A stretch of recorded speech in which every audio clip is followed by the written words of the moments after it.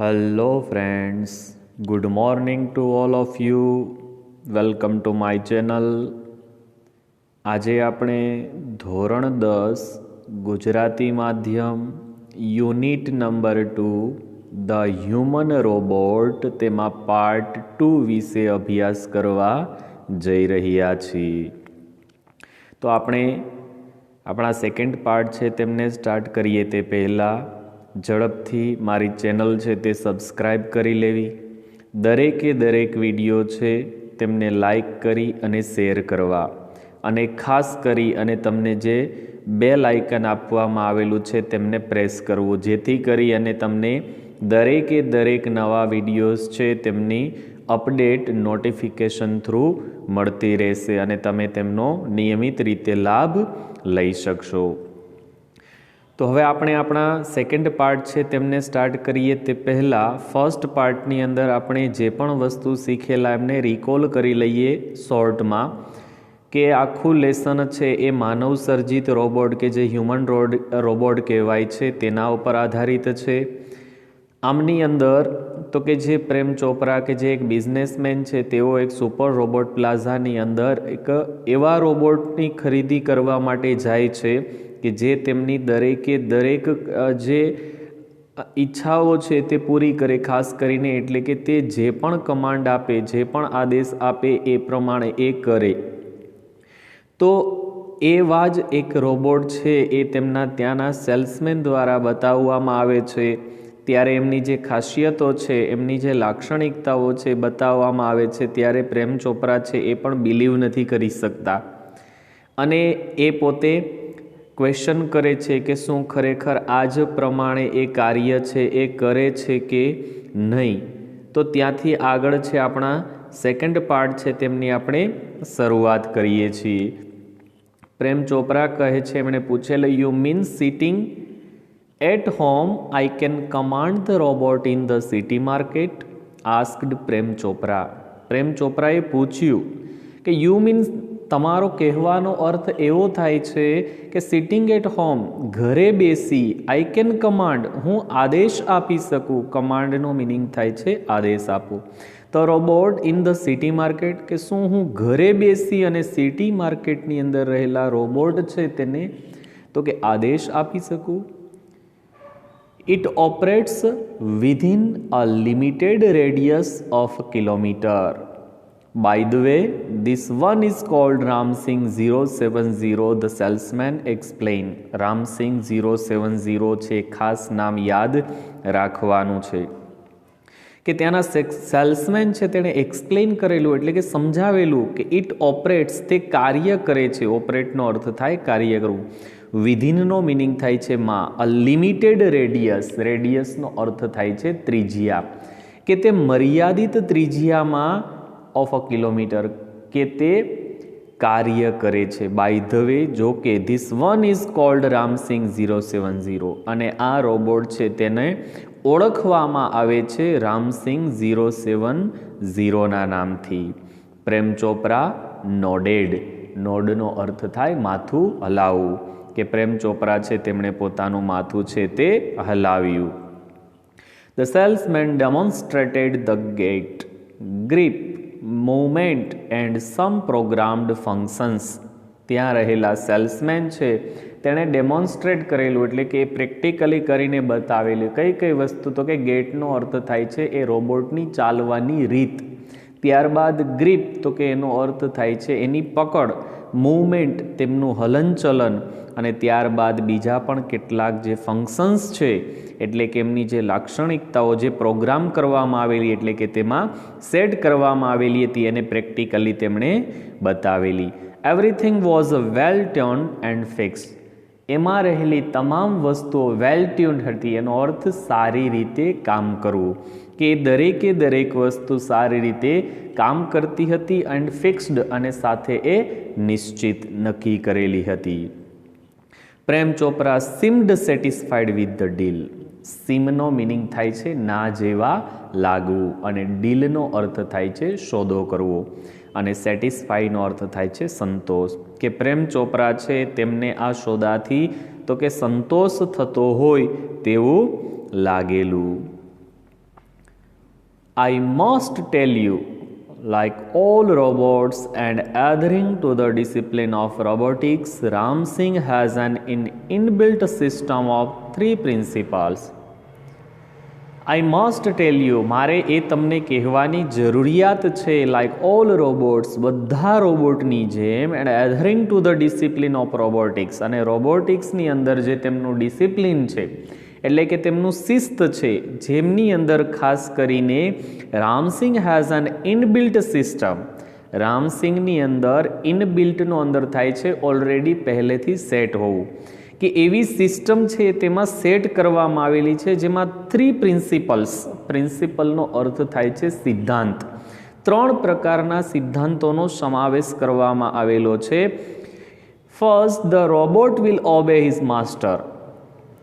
ઓબેનો અર્થ થાય છે આજ્ઞાનું પાલન કરવું, કે રોબોટ છે એ તેમના માસ્ટર એટલે માલિક છે તેમની આજ્ઞાનું પાલન કરશે.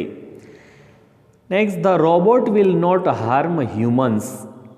રોબોટ છે તે માણસને, હાર્મનો અર્થ થાય છે નુકસાન પહોંચાડવું, કે તે માણસને નુકસાન પહોંચાડશે નહીં. And the robot will not take harm to self. અને રોબોટ છે એ ક્યારે પણ એ પ્રકારની નુકસાની છે એ પોતાની જાતને પણ આપશે નહીં. Prem Chopra heard the first principle. હર્ડનો અર્થ થાય છે સાંભળ્યું. પ્રેમ ચોપરાએ 3 સિદ્ધાંતોમાંનો પહેલો સિદ્ધાંત છે તે સાંભળ્યો, એન્ડ ઇટ ઇમ્પ્રેસ્ડ હિમ. ઇમ્પ્રેસનો મિનિંગ થાય છે પ્રભાવિત થવું, અને તે તેમનાથી પ્રભાવિત થયા. He did not take notice of the other 2. પરંતુ તેણે બીજા 2 સિદ્ધાંતોને ધ્યાનમાં ન લીધા. He nodded delightedly. તેણે ડિલાઇટનો અર્થ થાય છે ખૂબ જ વધારે આનંદ થવો, કે તેમણે ખૂબ જ ખુશ થઈ અને પોતાનું માથું હલાવેલું. એન્ડ અસાઇન ધ સેલ્ડિટ. અસાઇન કરવું એટલે કે ફાઇનલ કરવું, કે તેણે પોતાની સેલ્ડિડ છે, જેને તો કે વેચાણ દસ્તાવેજ તરીકે ઓળખવામાં આવે છે, કે તેમણે એ વેચાણ દસ્તાવેજ છે તે ફાઇનલ કરી. And contract of and no misuse of the robot. અને સાથે સાથે એમણે એવો કોન્ટ્રાક્ટ પણ કરેલો કે જેમાં તે રોબોટ છે તેમનો મિસયુઝ એટલે કે ગેરઉપયોગ કરશે નહીં, એ પણ એક સિગ્નેચર રૂપે કોન્ટ્રાક્ટ છે તે કરેલો. હી હેડ નાવ ગોટ અ સર્વન્ટ. હવે તેને એક નોકર છે તે મળી ચૂકેલો હતો. સર્વન્ટનો મિનિંગ થાય છે નોકર. And N અકમ્પ્લિશ. અકમ્પ્લિશનો અર્થ થાય છે સાગરીત, એટલે કે તેની સાથે રહેતો. એવો એક હવે એમને મળી ગયેલો હતો જે એક રોબોટ હતો. If Ramsingh 070, my robot can shop for groceries, then why not for better things like jewels? Thought Prem Chopra. Prem Chopra છે તેમણે થોટ એટલે કે વિચાર્યું. શું વિચારેલું? કે ઇફ રામસિંગ 070, માય રોબોટ, કે મારી માલિકી ધરાવતો જે રોબોટ છે Ramsingh 070, can shop for groceries. ગ્રોસરીઝનો અર્થ થાય અનાજ કરિયાણાની વસ્તુઓ, કે જો દુકાનમાંથી જઈ અને તે કરિયાણું ખરીદી શકે અથવા લાવી શકે, ધેન તો પછી why not for better things like jewels. તો શા માટે જ્વેલ્સ જેવી વસ્તુઓ એટલે કે જે આભૂષણો ઘરેણાં છે તેના જેવી વસ્તુઓ ન લાવી શકે. In the market. બજારની અંદર robots carrying heavy packets. Robot છે એ મોટા મોટા વજનદાર પેકેટોને કેરી કરી શકે એટલે કે ઉચકે છે. Buying theatre tickets. સિનેમા ગૃહોની ટિકિટો ખરીદે છે. Carrying groceries to the cars. ત્યારબાદ જે કરિયાણું છે તે કાર સુધી લઈ જાય છે. કે વર અ કોમન સાઇટ. જે એક સામાન્ય વસ્તુ છે, બટ સ્ટીલ સ્ટ્રેન્જ, પરંતુ થોડું અલગ. And amusing servants. પરંતુ એ બીજા કરતાં થોડા રમૂજ પમાડે તેવા નોકરો છે. Ramsingh 070 was truly efficient. Ramsingh 070 છે એ સતત કાર્યક્ષમ હતું. Truly efficient. With tremendous speed. એમની જે પ્રચંડ ગતિ એટલે કે ખૂબ જ ઝડપથી કાર્ય કરી શકવાની ક્ષમતા. And accuracy. અને તેની જે કાર્ય કરવાની ચોકસાઈ. He collected the groceries into the shopping trolley. કે તેણે તો કે શોપિંગ ટ્રોલીની અંદર તો કે એ કરિયાણું છે તે લીધું and the groceries into the shopping trolley and paused for the next command, અને ત્યારબાદ તે બીજા કમાન્ડ એના માલિકના આદેશ માટે તે ત્યાં થોભી ગયું. 2 kilograms of mangoes, ripe and juicy, commanded Prem Chopra from a distance. Seeing a huge pile of mangoes, huge એટલે વિશાળ, પાઇલનો અર્થ થાય છે ઢગલો, કે એક વિશાળ કેરીનો ઢગલો છે. સિંગ તેને જોઈ, ફ્રોમ અ ડિસ્ટન્સ થોડે દૂરથી, પ્રેમ ચોપરા કમાન્ડેડ પ્રેમ ચોપરાએ આદેશ આપ્યો કે 2 kilograms of mangoes 2 કિલો કેરી છે તે લેવા માટે, પણ કેવા પ્રકારની? Ripe and juicy. રાઇપનો અર્થ થાય પાકેલા હોવું, જ્યુસી મતલબ રસાળ. ઇન નો ટાઈમ અને થોડીક જ ક્ષણોમાં Ramsingh 070 had selected the best ones. Ramsingh 070 નામના રોબોટે થોડાક જ સમયની અંદર તેમાંની સારામાં સારી જે કેરીઓ છે તે અલગ પાડેલી. Pay at the cash counter Prem Chopra spoke into the commander. એક કમાન્ડર તરીકે તો કે પ્રેમ ચોપરાએ બોલેલા કે pay at the cash counter. પેનો અર્થ થાય ચૂકવણી કરવી, કે કેશ કાઉન્ટર પર પૈસાની જે ચૂકવણી છે તે કરવા માટે કહ્યું. Ram Singh 070 allowed Prem Chopra like a faithful dog. Ram Singh 070 છે એ ફોલોડ એટલે અનુસરતો પ્રેમ ચોપરાને કેવી રીતે? લાઇક જેવી રીતે અ ફેથફુલ ડોગ, એક પાલતુ કૂતરો છે, વફાદાર કૂતરો છે, જેવી રીતે એના માલિક છે એના તમામ આદેશોનું પાલન કરે, એવી જ રીતે આ માનવ સર્જિત રોબોટ એટલે કે રામસિંગ 070 છે એ પણ પ્રેમ ચોપરાના તમામ આદેશોનું પાલન કરતો. When he stopped at Gopal jewels. જ્યારે તે ગોપાલ જ્વેલર્સ છે તેમની ત્યાં ઊભો રહ્યો. Through the glass window he saw a generous display of gold ornaments. કે ગ્લાસ વિન્ડો કાચની બારીમાંથી તેણે જે ડિસ્પ્લે છે તેના ઉપર ગોલ્ડ ઓર્નામેન્ટ્સ એટલે કે જે સોનાના આભૂષણો છે તે રાખેલા જોયા. Quickly Prem Chopra disappear around the corner. Around the corner એટલે કે ખૂણામાં છુપાઈ જવું. એટલે કે તો કે રામસિંગ 070 છે બરાબર, એને આદેશ આપવા માટે પ્રેમ ચોપરા છે તો કે એક ખૂણામાં છુપાઈ ગયેલા. And spoke into the remote control. અને તેણે રિમોટ કંટ્રોલ વડે આદેશ આપેલો સોફ્ટલી એન્ડ ક્લિયરલી, ધીમેથી અને સ્પષ્ટપણે સાંભળી શકાય તે રીતે. Pick up a necklace and hide. Pick up એટલે ઉઠાવી લેવું, કે તું એ નેકલેસ છે તે ઉઠાવી લે. એન્ડ હાઇડ, હાઇડનો અર્થ થાય છુપાવવું, અને તેને તું છુપાવી દે. નો નોઇસ, તેમાં કોઈ પણ પ્રકારનો અવાજ થવો જોઈએ નહીં. Information not to be reveal. રિવીલનો અર્થ થાય બહાર લાવવું, અને કોઈ પણ પ્રકારની જે માહિતી છે તે પણ બહાર આવવી જોઈએ નહીં. ટોપ સિક્રેટ, એક રહસ્યમય વાત છે તે રહેવી જોઈએ. અધરવાઇઝનો મિનિંગ થાય છે નહીતર. I will defuse your system he threatened. થ્રીટનનો અર્થ થાય છે ધમકી આપવી.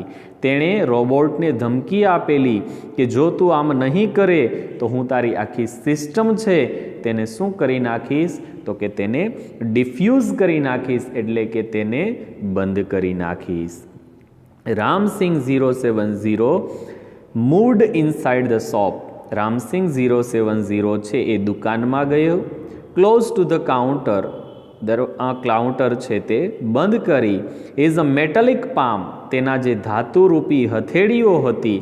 Extended forward silently. તેને તો કે એક્સટેન્ડ કરેલી એટલે આગળ લંબાવેલી ધીમેથી. And a necklace went into the storage unit without a clink or a jingle. અને તેણે નેકલેસ છે એ જે સ્ટોરેજ હતું જ્યાં રાખવામાં આવેલું હતું ત્યાંથી કોઈ પણ પ્રકારના ક્લિંક ઓર અ જિંગલ. જિંગલનો અર્થ થાય છે સિક્કા જે ખખડવાનો અવાજ. તો એવું કોઈ પણ પ્રકારના અવાજ વગર એણે એ નેકલેસ છે ત્યાંથી લીધું. એન્ડ નો બડી ટુક નોટિસ. અને કોઈ પણ છે તેમને ખ્યાલ પણ ન આવેલો. From expensive antics.